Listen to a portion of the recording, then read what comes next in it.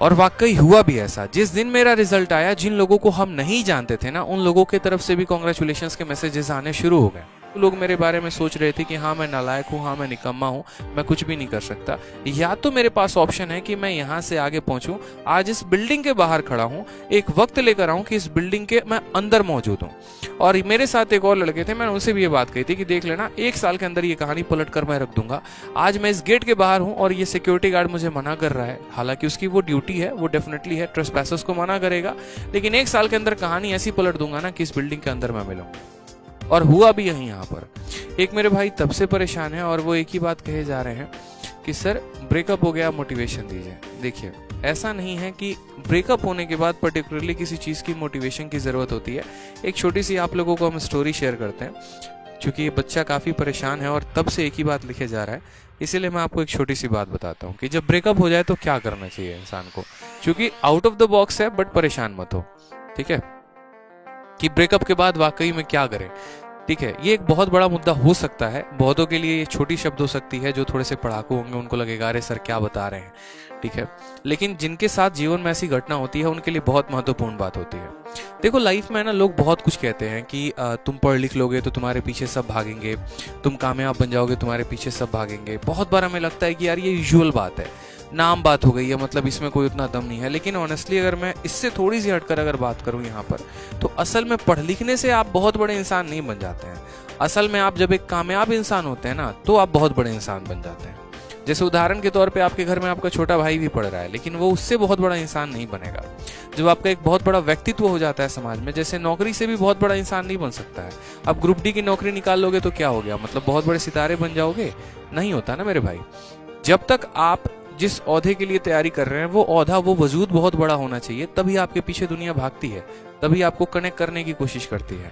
जैसे एग्जाम्पल में देखिए, आप एक मूवी है शादी में जरूर आना, मेरे भाई हीरो क्या रहता है, एक क्लरिकल एसएससी से मान लो कोई एक इंस्पेक्टर पोस्ट पे सिलेक्टेड होता है, और जो उनकी मोहतरमा, जो उनकी मैडम होती हैं, वो यूपीएससी में कोई पर्टिकुलर एक पोस्ट निकालती हैं, तो अगली बार उसको इतना बुरा लग जाता है कि वो उससे भी और ऊपर पोस्ट लेकर आता है। ठीक है, अगर आप किसी के इक्विवेलेंट भी जाएंगे ना, तो भी आपका बहुत बड़ा सम्मान नहीं किया जाएगा समाज में। यानी आपको अपना औहदा और आपको अपना लेवल जो है वो काफी ऊपर रखना पड़ेगा। और इस बात में थोड़ी सी सच्चाई जरूर है। देखना, एक छोटी सी बात मैं आपको कनेक्ट करूं, जिस दिन आपके सिलेक्शन की झांकी निकलेगी ना मेरे भाई, उस दिन आपको पता चलेगा कि सिलेक्शन का महत्व कितना था। जैसे मेरे एक सर थे, और सर थे नहीं सर हैं, और वो हमेशा एक बात, जब मैं लाइब्रेरी में पढ़ा करता था ना, तो वो हमेशा मुझसे एक बात बोलते थे कि आदित्य, तुमको अभी महसूस नहीं है कि तुम्हारी ज़रूरत लोगों को कितनी होगी, या लोग तुमसे किस कदर कनेक्ट करेंगे। क्यों? क्योंकि जब हमने पढ़ाई शुरू किया तो हमारे रिश्तेदारों ने धीरे धीरे हमारे घर वालों का साथ देना छोड़ दिया। मतलब पता चलता था कि मामा जी के घर से लड़ाई हो गई एक तरीके से कह के, या रिलेटिव आसपास के जो है उन्होंने पापा मम्मी को काफ़ी ताने देना शुरू कर दिए। यहाँ तक ये भी कह दिया तुम्हारा बच्चा पढ़ाई थोड़ी करता है, 3 साल से दिल्ली में मटर गश्ती कर रहा है। ऐसी कई सारी बातें होना शुरू हो गई। जिनके साथ हम कनेक्टेड थे वो लोग भी धीरे धीरे छोड़ने लगे। ऐसे हालात में जब इंसान अकेला पड़ जाता है ना, तो या तो 2 रास्ते होते हैं, या तो जो रीजन है उसको छोड़ दो, और नहीं तो अपने आप को इतना लगा दो ना कि ये सभी चीजों से आप ऊपर उठकर काम करना शुरू कर दो। शुरू के तो 2-3 महीने हमने भी काफी बर्बाद किए, ठीक है, 3-4 महीने हो गए बर्बाद। माइंड आदमी का किसी का भी डिप्रेशन में चला जाता है, सोच नहीं पाता है। लेकिन एक स्ट्रॉन्ग रीजन होना चाहिए लाइफ में। जैसे उसके बाद रैंडमली मेरे सामने एक पोस्ट की वीडियो आई कि इनकम टैक्स इंस्पेक्टर कैसे बनता है। मुझे काफी अच्छा लगा वो वीडियो, और मुझे इतना अच्छा लगा वो वीडियो कि उसके बाद मैंने रैंडमली सारे पोस्ट देखने शुरू कर दिए। अच्छा, सीजीएल में इनकम टैक्स इंस्पेक्टर भी होता है, उसके बाद जो है यहाँ पर डबल ए इंस्पेक्टर भी होता है, उसके बाद एक्साइज इंस्पेक्टर्स भी होता है। और आप बिलीव नहीं करेंगे, जिस रात मैंने वीडियो देखी थी उसके अगले रात, चूंकि मैं दिल्ली में रहता था, तो उसके अगले रात मैंने यहाँ पर जो है मेट्रो लिया था, और मेट्रो लेकर मैं पहुंच गया था विदेश मंत्रालय। हालांकि किसी दिन फोटो होगी तो मैं शेयर जरूर करूंगा, ये मेरे प्रिपरेशन के टाइम की बात थी। और विदेश मंत्रालय जाकर उस पर्टिकुलर ऑफिस में, जहां पर जब आप एसएससी से सेलेक्ट होकर जाएंगे ना, और वहां पर जाके जब आप जॉब करेंगे, तो उस पर्टिकुलर बिल्डिंग के आगे, चूंकि सिक्योरिटी गार्ड बहुत ज्यादा थे, वहां ठहरने दे नहीं रहे थे, तो जाकर मैंने कम से कम 1.5-2 घंटे वहां पर बैठा रहा। और कुछ नहीं, बस उसके बगल में बस स्टैंड था, बस यही सोचता रहा कि यहाँ जो लोग जॉब करने आते हैं उन्होंने कितनी मेहनत की होगी, और क्या वो यहीं तक रुकते होंगे या उनका वजूद यहाँ से और आगे जाता होगा। ऐसा होता है विदेश मंत्रालय में, आप लंदन में, और फॉरेन पोस्टिंग आपको मिलती है। तो मैंने अपने लाइफ को वहां पर कंपेयर किया कि देखो आज मैं कहाँ पर हूँ, आज मैं यहाँ पर हूँ। मेरे पास दो रीजन है, या तो यहाँ से मैं बहुत गड्ढे में चले जाऊँ, अपने आप को बहुत नीचा दिखा दूँ, अपने आप को वाकई में वो साबित कर दूँ जो लोग मेरे बारे में सोच रहे थे कि हाँ मैं नालायक हूँ, हाँ मैं निकम्मा हूँ, मैं कुछ भी नहीं कर सकता। या तो मेरे पास ऑप्शन है कि मैं यहाँ से आगे पहुंचूं, आज इस बिल्डिंग के बाहर खड़ा हूं, एक वक्त लेकर आऊं कि इस बिल्डिंग के मैं अंदर मौजूद हूं। और मेरे साथ एक और लड़के थे, मैंने उनसे भी ये बात कही थी कि देख लेना 1 साल के अंदर ये कहानी पलट कर मैं रख दूंगा।